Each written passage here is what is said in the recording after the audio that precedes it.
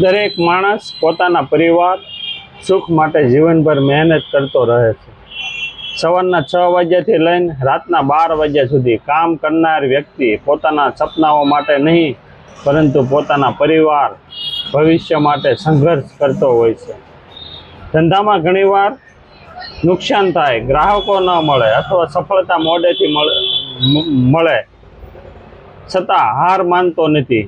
તેમના મનમાં એક જ વિચાર હોય છે કે પરિવાર આત્મનિર્ભર બને, બાળકોને સારું શિક્ષણ મળે અને તેઓ જીવનભર મોટી સફળતા પ્રાપ્ત કરે. પોતાની થાક, દુઃખ અને તકલીફો તો ભૂલીને તે સતત આગળ વધે. મહેનતુ માણસ ક્યારેય નિરાશ થતો નથી, કારણ કે તેને વિશ્વાસ હોય છે કે એક દિવસ તેમની મહેનત રંગ લાવશે. સાચી મહેનત, ધીરજ અને સફળ અને સકારાત્મક વિચારોમાં જીવનમાં સફળતા અપાવે છે. અંતે આ કહી શકાય કે પરિવાર માટે કરેલી મહેનત સૌથી પવિત્ર અને સૌથી મોટી પૂંજા સમાન છે. હવે આપણે મળીશું આગળના વિડીયોમાં. જય માતાજી.